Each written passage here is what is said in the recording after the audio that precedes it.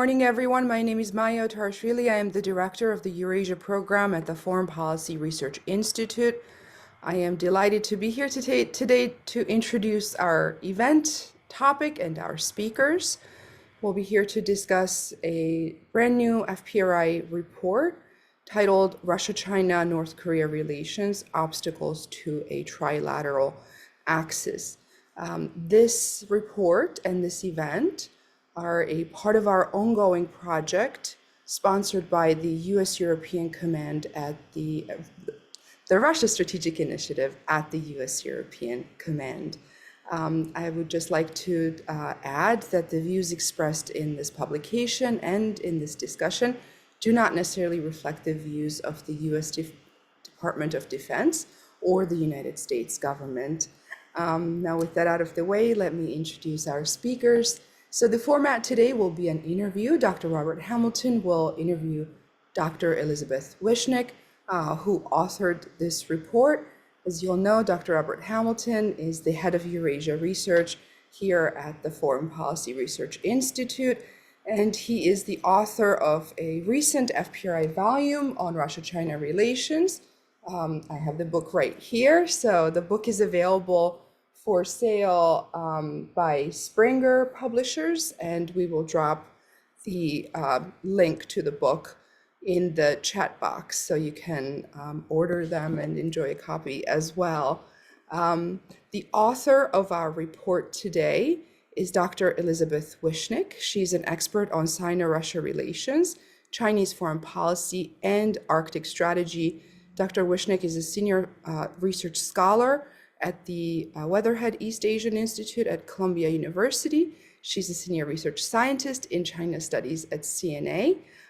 She has many fascinating publications, and just with FPRI, she's already done a previous discussion and has co-authored reports with us. All of that is available on our website at fpri.org. A recording of this discussion will also be available on our website at fpri.org, as well as on our YouTube channel. With that, I will turn it over to Dr. Robert Hamilton.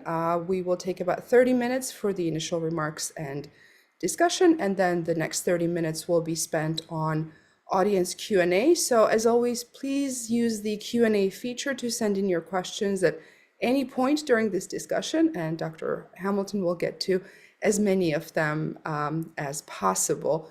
Bob, over to you. So thanks, Maya, and thanks to all of you for joining us this morning, afternoon, evening, depending upon where you are. So I wanted to turn it over to you, Liz, first, and let you give a brief summary of the report and its conclusions, and then I have a few questions, and then we'll turn to audience questions. So Elizabeth, the floor is yours. Thank you, Bob. I appreciate the opportunity to address FPRI. I'm grateful to the Eurasia program and to the RSI initiative for sponsoring this research. I'm going to talk to you today about China, Russia, North Korea relations. So what's interesting about these three countries is that they are all connected by partnership agreements, and they share an anti-Western alignment. But this raises the question, do they form an axis? Because there's been a lot of discussion lately about such a trilateral axis. So my question going into this research was, do their relations actually constitute an axis? And how would we know if they had one? So first, a little bit of background on their strategic partnership agreements. In 1961, China and North Korea signed an alliance agreement with a mutual defense clause, and this was most recently renewed in 2021. Although Chinese experts have cast doubt on whether or not this really only exists on paper and is no longer a practical military alliance. In 2001, Russia and China signed a strategic partnership agreement with no mutual defense clause. which was renewed also in 2021. And then most recently in 2024, Russia and North Korea signed a strategic partnership, which North Korea has highlighted as an alliance, but interestingly, Putin has not. This agreement, which also was not published in Russia, but was published in North Korea, involves a mutual defense clause. And we have seen since then, North Korea is supporting Russia's war in Ukraine with troops, ammunition, and other war goods. So the paper first outlines some recent trends in Russia, North Korea, China relations. And I argue that even prior to 2022, to the full-scale war in Ukraine, Russia and China never had identical interests in the Korean Peninsula. And they had parallel actions, but they were never exactly pursuing the same aims or using the same tools. After 2022, though, Kim Jong-un emerged as a key supporter for Russia in Ukraine. And this was in exchange for at least for food and energy, and most likely also for military technology. So there's been a lot of research on why authoritarian countries would cooperate with one another, what we call in political science authoritarian solidarity. But what we don't really understand as well is how they might limit their cooperation. And so in this paper, I highlight 4 factors that serve as limits for the Russia, China, North Korea relations. One is their historical experience of trilateralism, especially in the Korean War. The second factor is reputational concerns. What would be the impact of such a trilateral alliance on their own other foreign policy goals? Foreign policy considerations, they have different foreign policy interests in the Indo-Pacific, and some domestic factors. And during this research, there are some puzzling issues that emerged. One has to do with sanctions, the sanctions that the UN imposed on North Korea. Has Russia completely rejected sanctions on North Korea? So that's something we can talk about. Another has to do with China. So what I observed in this research was that as Russia-North Korea relations improved, China-North Korea relations seemed to deteriorate. So are these connected, or are these two, are there different drivers for these developments? And what does China really think about Russia-North Korea ties? Because China has really said very little about it, which is interesting. So now I'm going to talk a little bit about how we would know if we had an axis, and what are some of the limitations that prevent one from emerging. So a formal axis, in my view, would require more institutionalized cooperation. So regular dialogue, like even the China, Russia, India trilateral has some regular dialogue, despite the fact that China and India have some real issues between them. We would expect to see some trilateral military interactions. So there was some talk about Russia, North Korea, China trilateral Navy exercise, but we have not seen that happen yet.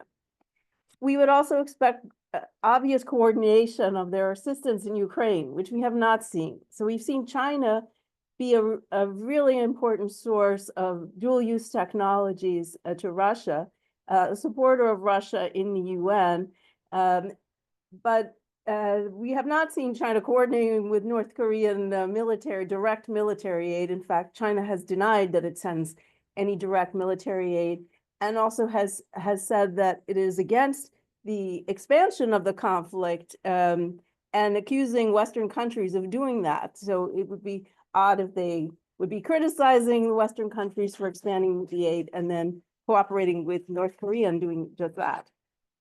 We would also expect to see statements by Russian and Chinese elites supporting a trilateral alliance. And so there has been some greater support among Russian experts, but also critics there. And in China, a lot more criticism by experts to the extent that it's possible to criticize Chinese foreign policy in public sources. So now I'm going to turn to some of the obstacles that I found in this research.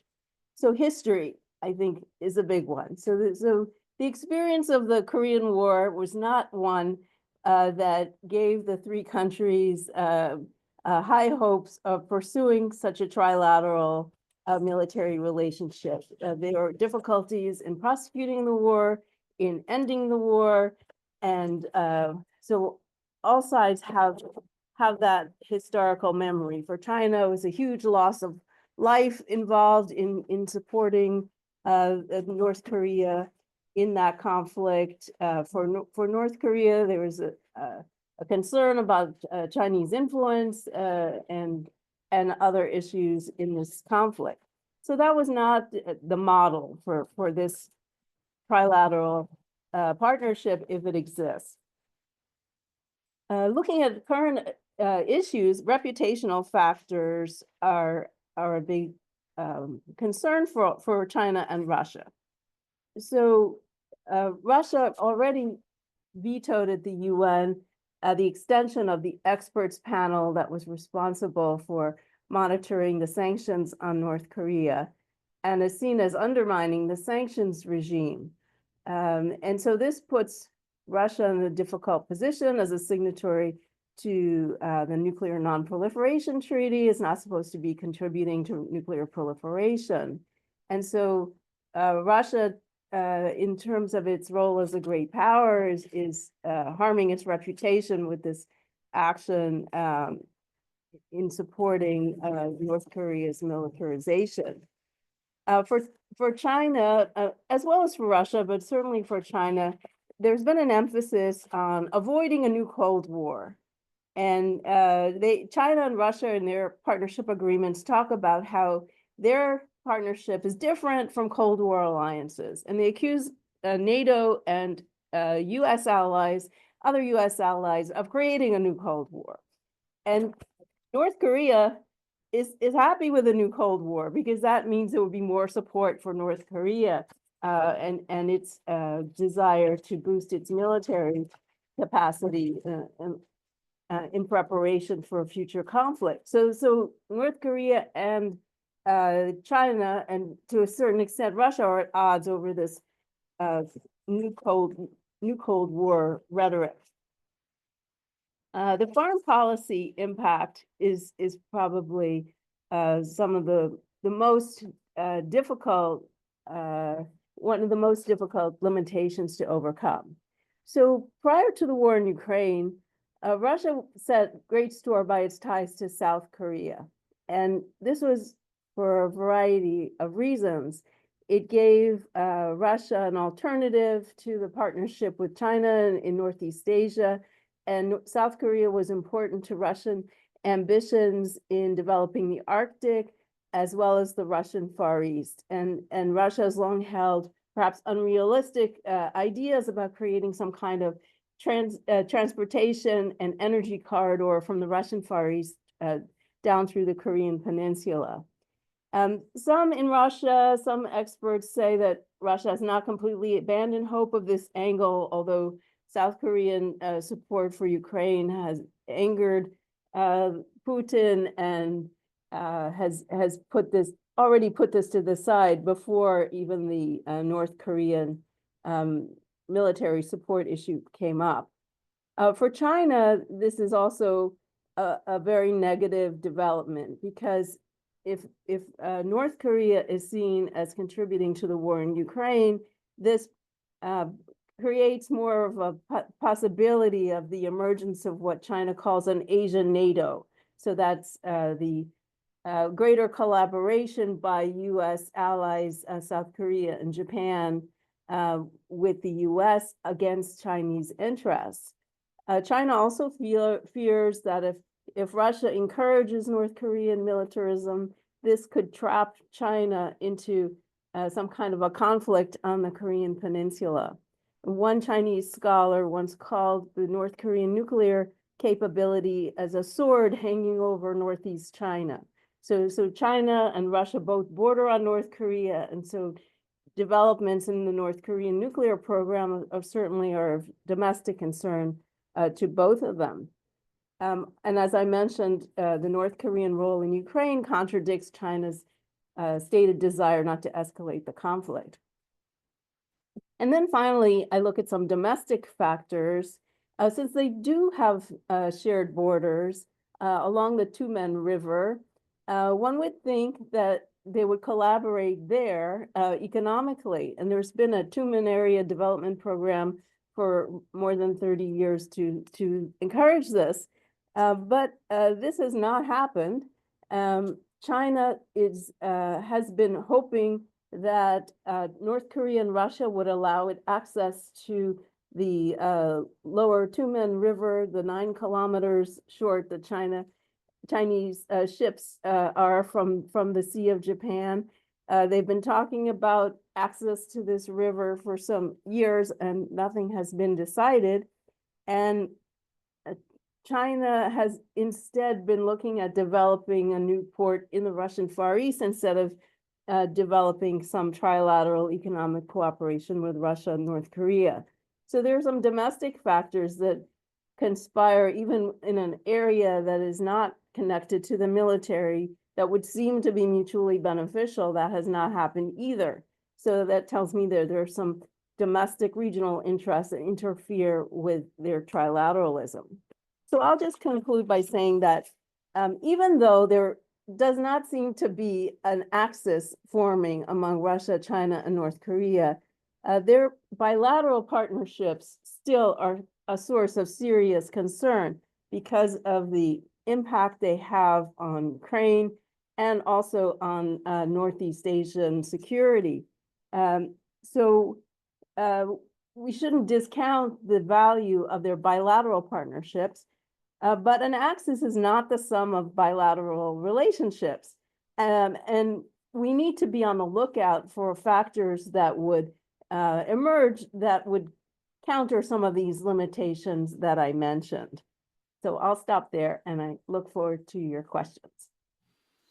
So thanks so much, Liz, for a really excellent overview of an excellent report. So you mentioned reputational costs as one of the factors that sort of limit their cooperation. I wanted to ask, it seems to me of the three that China is most concerned with reputational costs because it has the most to lose, especially in terms of its relationship with Western countries. What reputational costs, though, for Russia and North Korea are there? What are they worried about in terms of their reputations, and how does that limit the partnership developing further? Yeah, I wasn't saying that for North Korea there were reputational costs, except for perhaps being seen as an overt contributor to the conflict in Ukraine. North Korea has been under sanction, and they don't have a lot of reputation to lose, in terms of what they've been up to with their nuclear program. So I was thinking more about China and Russia. So for Russia, I think Russia has wanted to be a part of the solution on the North Korean and the Korean Peninsula, and with regard to the North Korean nuclear crisis.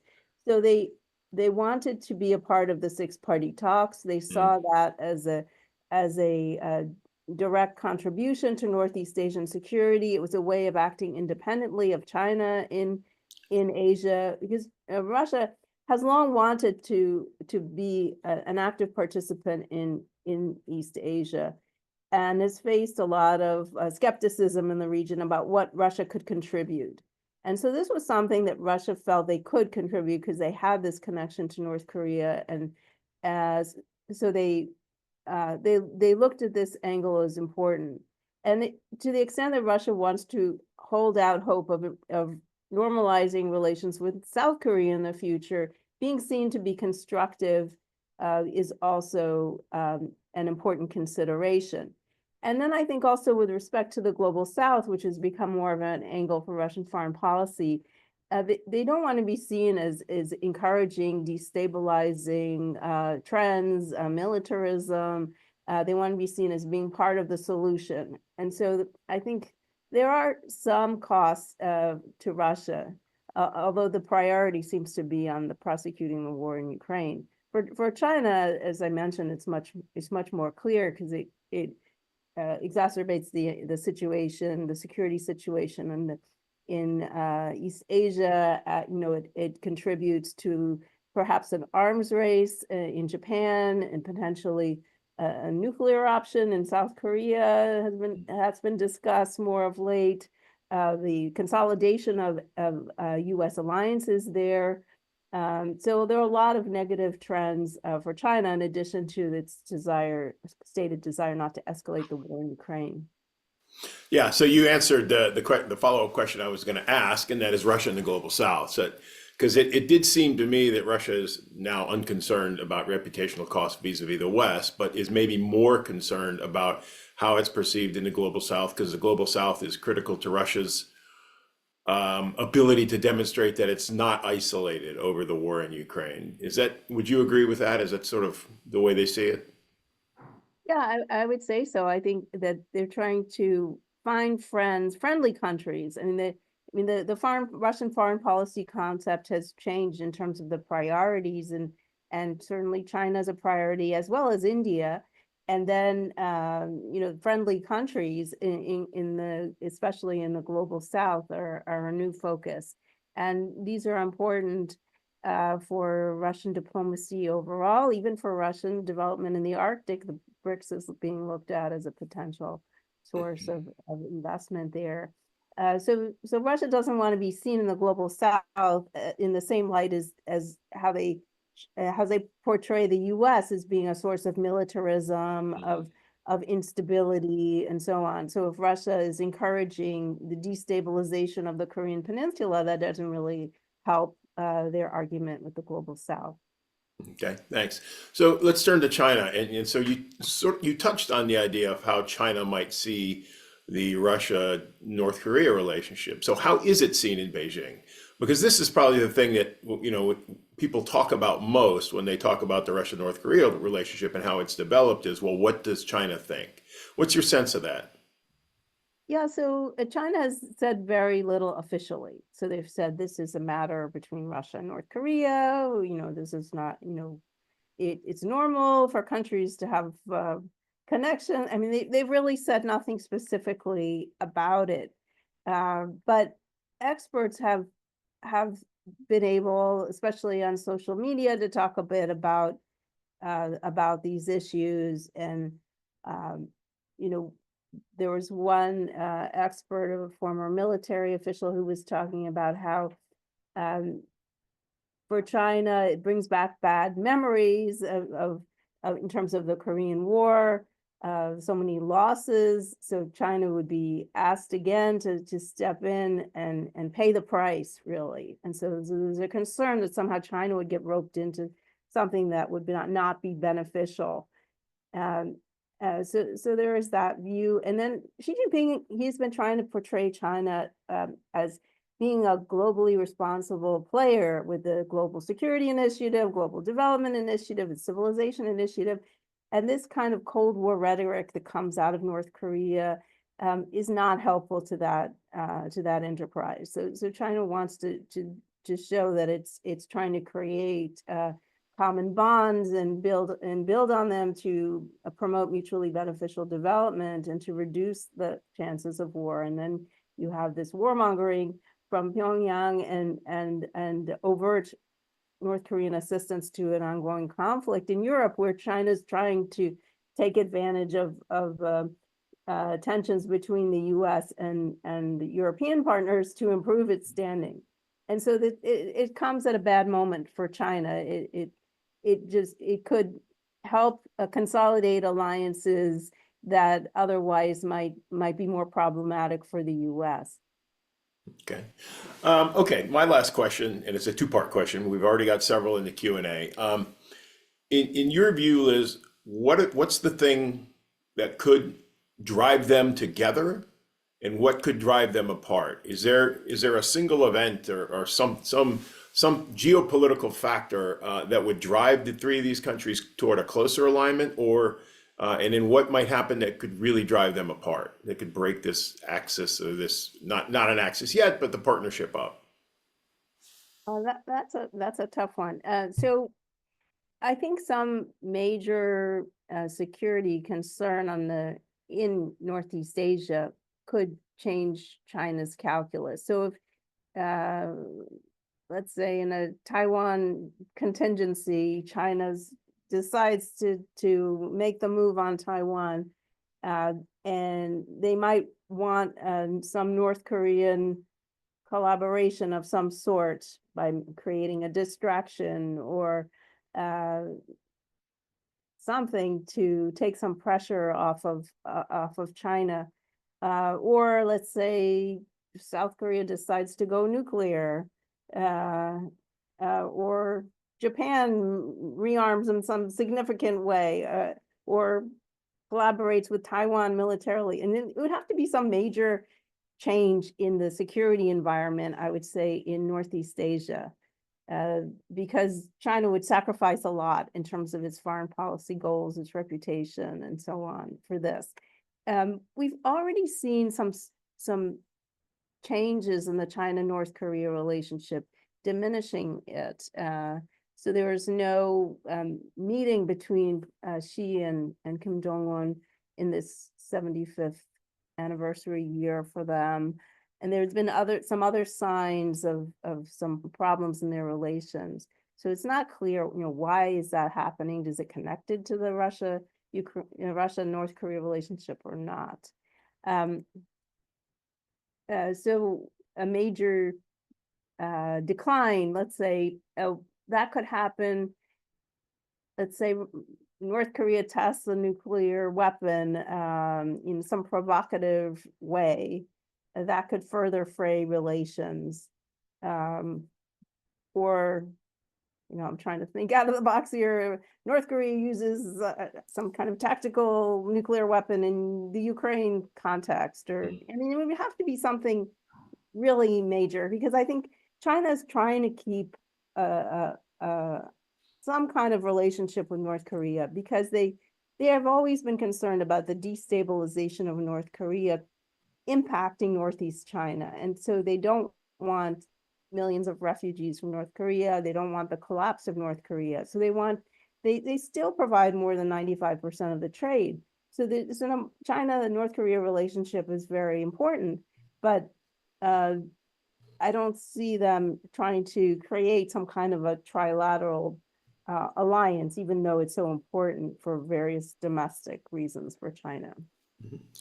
Okay, thanks. Let's get to the questions in the Q&A. So the first one is, isn't the Russia, China, North Korea trilateral opportunistic rather than strategic, and a byproduct of the prolonged conflict in Ukraine? And then there's a second part, but I'll let you answer that first one. Is it opportunistic or is it strategic? And to what extent is it really just a byproduct of the war in Ukraine? Well, I just don't see trilateralism. Excuse me. So I don't see trilateralism. I see the bilateral ties are certainly opportunistic between Russia and North Korea. However, I think that Russia is trying to increase its Asian diplomacy. And in the absence of other opportunities, North Korea is an angle. So even though it's a bad angle, it's still an angle. So because other relationships have frayed with South Korea, with Japan. Russia's done a little better in Southeast Asia because of the Global South initiative. So made some inroads with Malaysia and Indonesia, interestingly. But I think in terms of Northeast Asia, to stay relevant, Russia has been engaging more with North Korea. So I think there is a kind of strategic calculus that just to look east and not only to look to China, Russia has to be engaging with more than just China in East Asia. So North Korea is a part of that. But certainly Ukraine, I think it was seen by North Korea as an opportunity, because this was a way where North Korea could really demonstrate its utility. This is always seen as some kind of a basket case economically, a troublemaker in the region, but here it's coming to the rescue in an important way. And North Korea has to be hopeful that this will pay off. It might not, because in the past, Russia has easily forsaken North Korea in the 90s. So we'll see what happens. But for now, I think it's certainly an opportunity for North Korea to show that it can exert some influence. Okay, thanks. And the second part of this question, isn't Russia forming an informal alliance with China and Iran to further its interest and influence in the Middle East? So a little bit out of this region, but nevertheless an interesting question. The Russia-China-Iran relationship in the Middle East. Yeah, so I don't see that as an axis either, I have to say. I just testified to the U.S.-China Economic and Security Cooperation Review Commission on that point. So China and Russia have claimed that they do not have an alliance. And since 2023, they've been using the Chinese language, no alliance, no confrontation, no targeting third parties, which dates back to Deng Xiaoping. And if you look at their policies, they don't coordinate in most respects, and they have certain shared overlapping interests. They have an anti-Western alignment in some ways, but they're different. China still wants to be a part of the international system as a global economic player, wants to be a global mediator, have a global diplomatic role. And Russia has a different Eurasian, global South focused diplomacy now. And so I think they're going in different directions, and they have different priorities, even though I think political factors, their shared authoritarian goals, their leaders, determination to remain in power, and seeing one another as useful to that enterprise. Iran has very different relations with Russia and China. At CNA, we just wrote a report on Russia and Iran where we look at the different dimensions of this partnership, and we see the strengths and the weaknesses. So we have seen also Iran supporting Russia and Ukraine, co-producing drones, providing short-range missiles. But there have always been some difficulties in Russia-Iran relations over history, where Iranians remember Russia taking over some of their territory. There are different factions in Iran that have different views about the relationship with Russia. Economic relations have improved since Ukraine, but there are still some limitations there. And then with China, it's been much more of an economic relationship, and that also has been seen as challenging, as Iran does not want to be dominated by the Chinese economy. For China, as Iran is an important source of oil, even though they get it kind of illegally, I would say, outside of the sanctions, as the fourth largest supplier of oil to China. But also, China tries to balance its relations with Iran and Saudi Arabia. So there's a lot of different issues that would prevent an axis from forming there also. So I think what we see in the commonalities is that Iran and North Korea are taking advantage of this war in Ukraine to step up their support for Russia.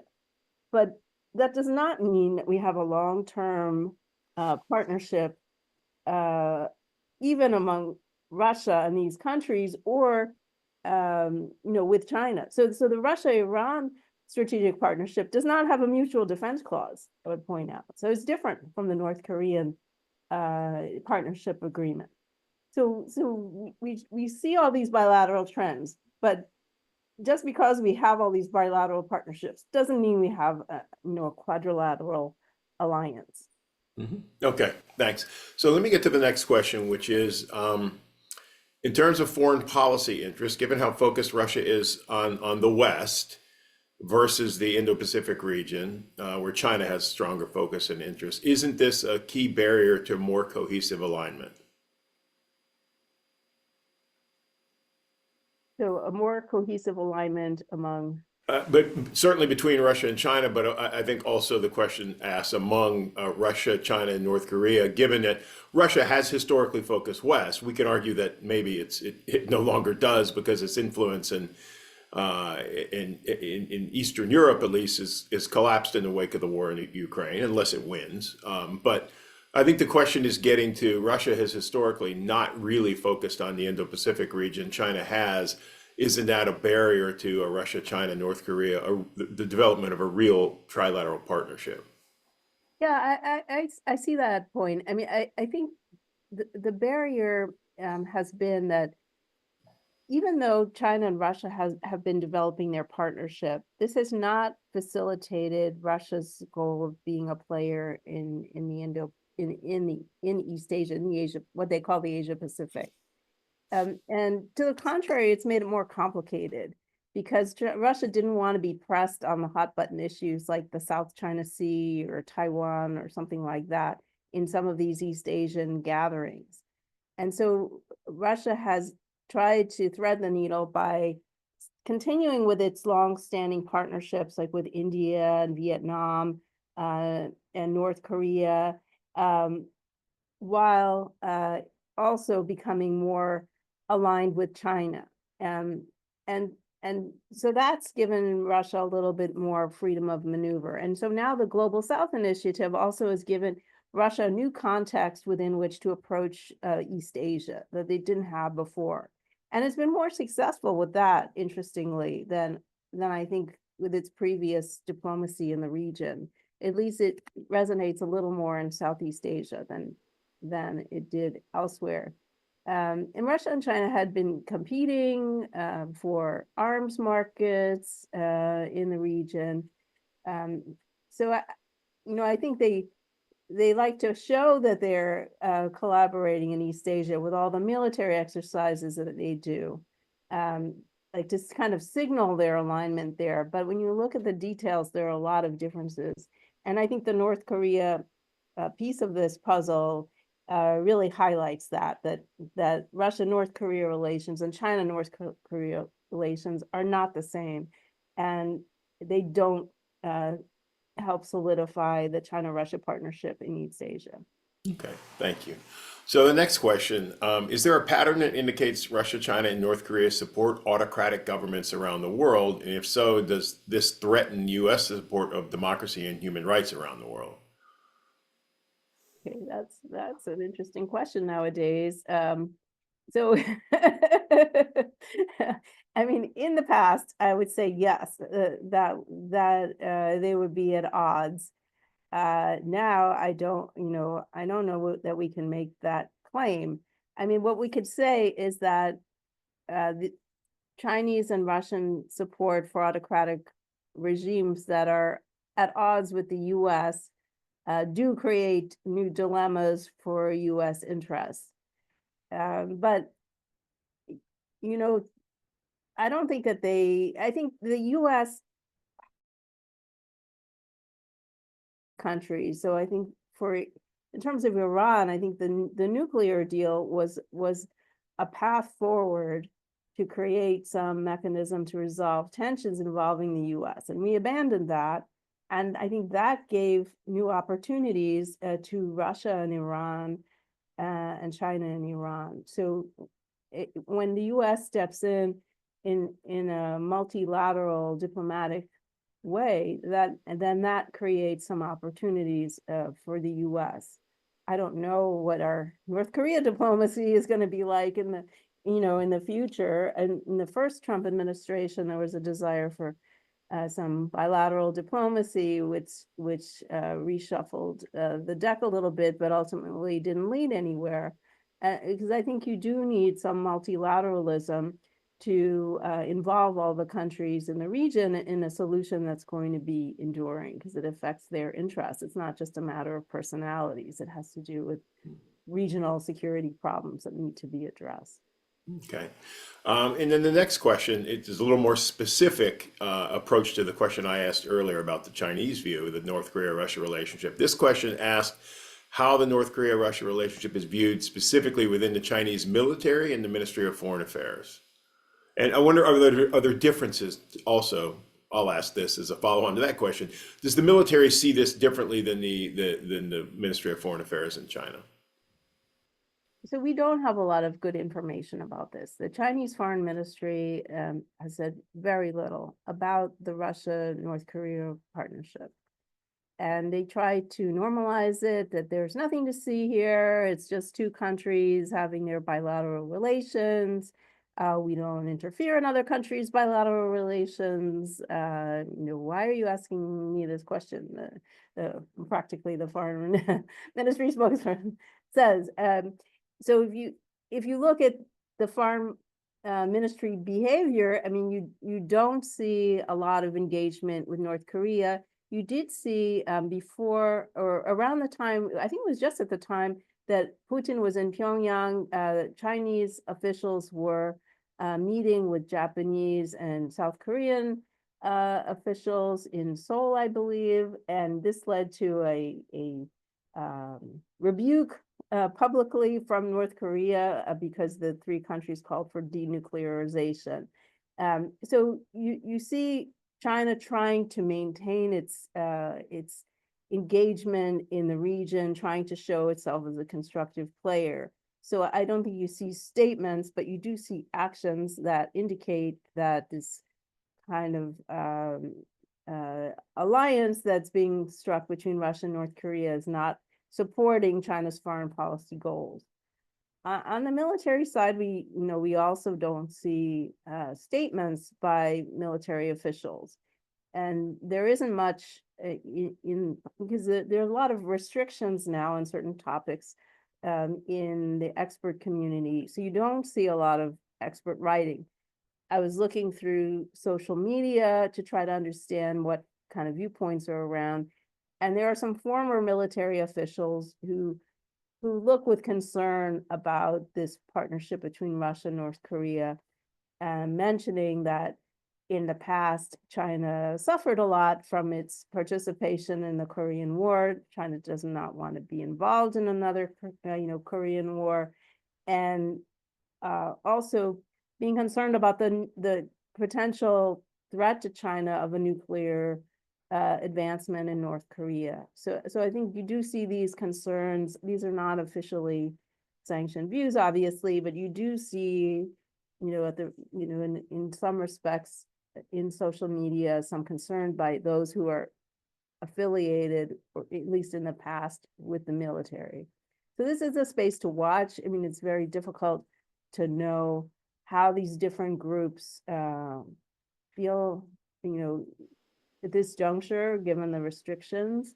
But my sense is from some of the experts that I've spoken to, Chinese experts on this topic, more on the historical side of things, that they really are not very happy about this development in Russia-North Korea ties, and they don't want to be a part of that.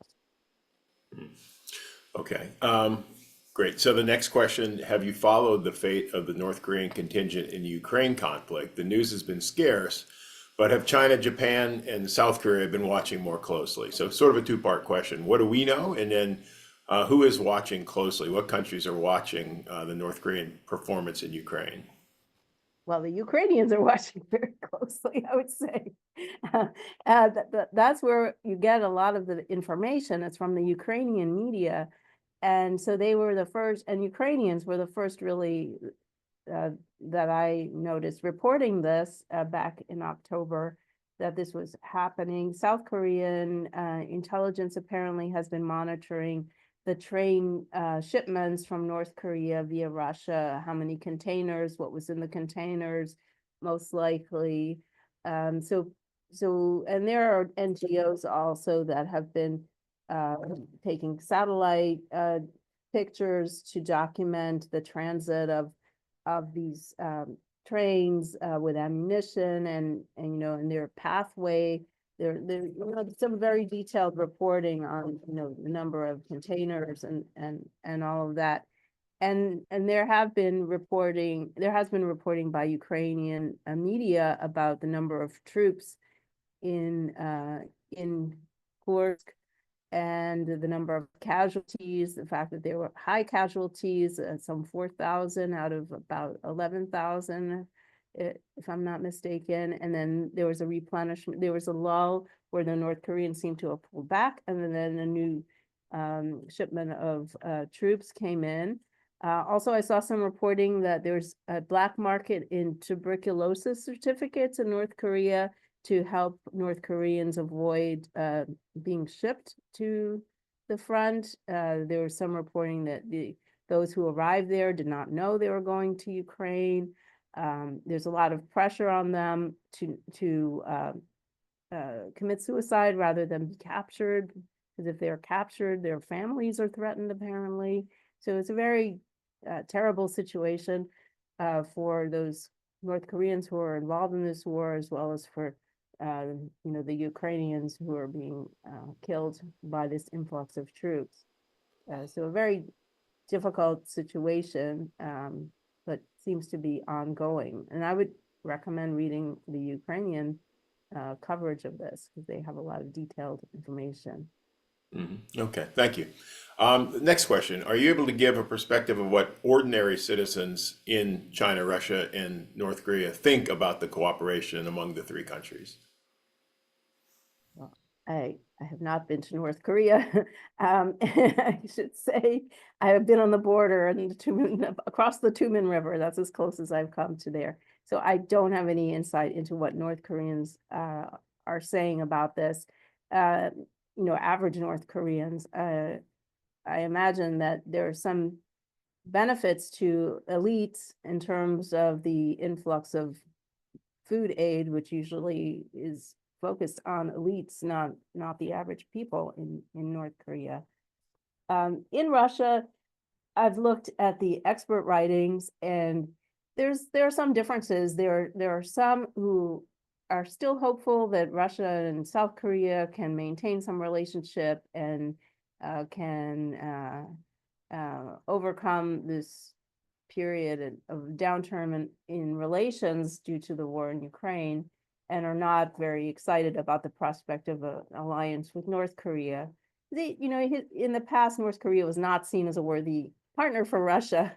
Russia was much more interested in engaging with Japan and South Korea in East Asia, and even the US earlier on, Australia, Canada, not North Korea. So people in the expert community who are more interested in engagement prior to the war are less enthusiastic about North Korea. Others, even there are some who see the value of this partnership in terms of the conflict in Ukraine, and also in terms of Russia's relevance to Northeast Asian security issues. Russia has taken the position that North Korea is a de facto nuclear state, and that pressing North Korea on the nuclear issue is not going to be effective. So Russia's policy was already different, but Russia, prior to the war in Ukraine, was more interested in creating some kind of diplomatic solution that would accept that, but also try to reduce tensions. So there's some that have moved away from the engagement side and just been more focused on the bilateral issue. In China, it's also hard to tell, because this is an issue that's very sensitive. The people that I interact with who are more open in their thinking are definitely not excited about the Russia-North Korea partnership, but that's not the official view. The official view is that it's Russia's internal affair. China is not going to comment on it. But you do see other aspects of China's diplomacy that indicates that China's policy is not lockstep with Russia's on that point. Okay. Question on North Korea's contingent in Ukraine or support for Russia in Ukraine, is there evidence of a limit to North Korea's willingness to contribute to Russia's war effort in Ukraine?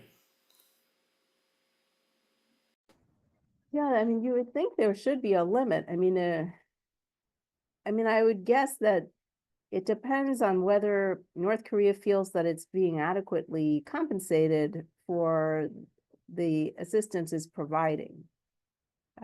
So to the extent that Russia does fulfill its end of the bargain, I think North Korea seems willing to be sacrificing these people.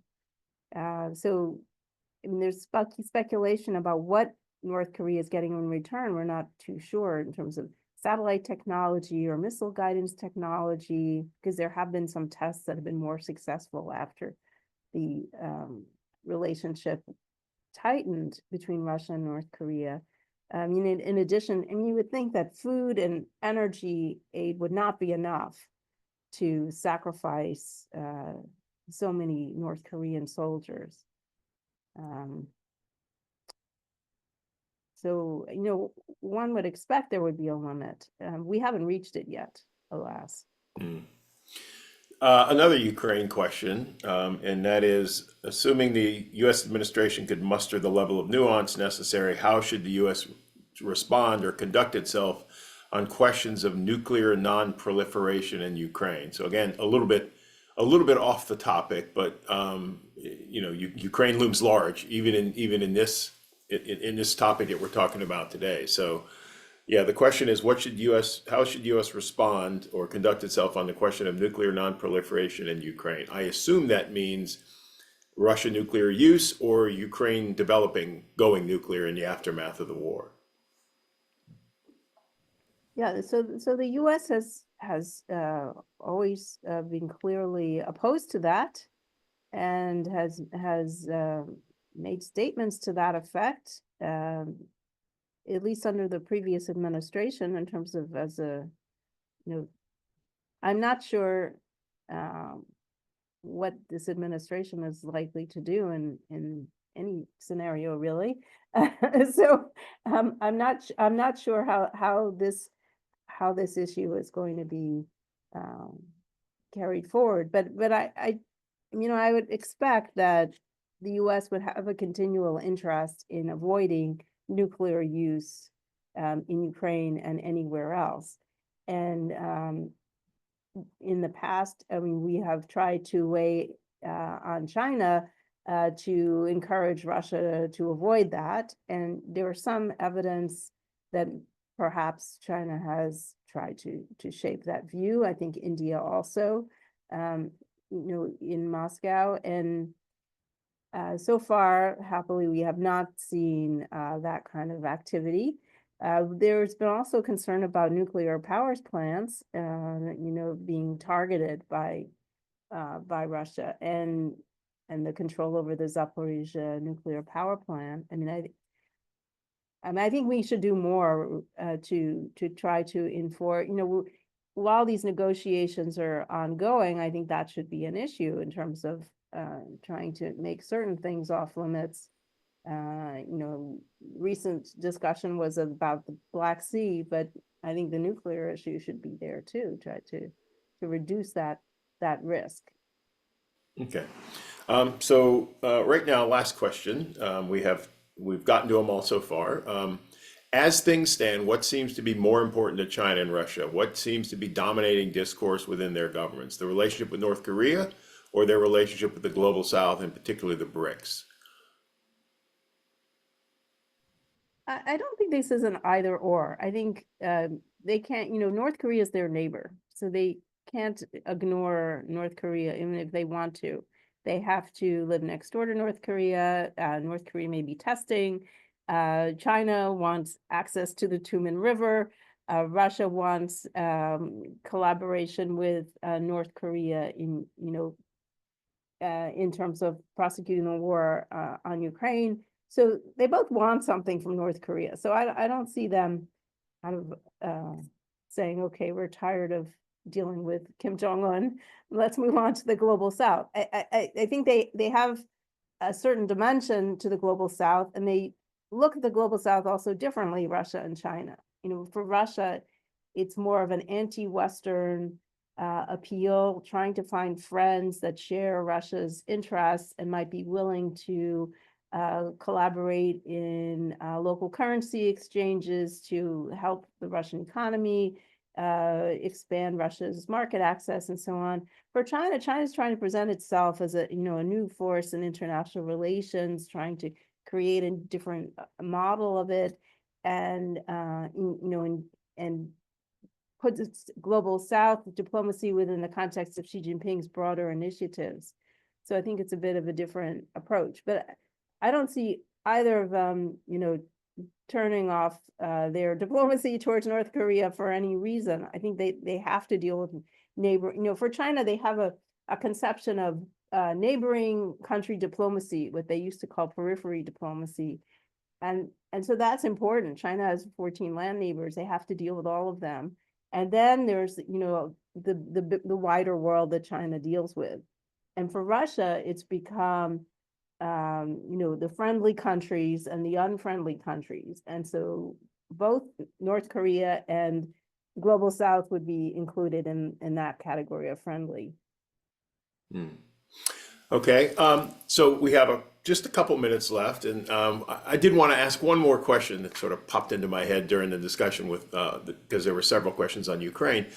Let's say the Ukraine conflict ends. Let's say it freezes in place. There is some sort of ceasefire that proves durable, as unlikely as that seems at this moment. But what would the effect of that be on the trilateral relationship among Russia, China, and North Korea? A frozen conflict in Ukraine. A frozen conflict. So I guess Russia was able to bring in the North Koreans because of the Ukrainian incursion into Kursk, which is Russian territory. Because the Russia-North Korea agreement says that is precise. If one of the parties is attacked, then the other will help. And so because the Kursk region was attacked, North Korea could help in that way. So I guess if, let's say there's no more Ukrainians fighting on Russian territory as a part of this freeze, that would lessen the rationale for having North Korean troops. So it might be a different situation if Russia was going to be using North Korean troops inside Ukraine rather than inside Russia. So there might be more pressure on Russia to stop using those troops in that situation. But I think that the ammunition, the other military support from North Korea might still continue if Russia, because even a frozen conflict, like they had a frozen conflict for 10 years in Donetsk and Luhansk, right? And so there was still fighting going on there.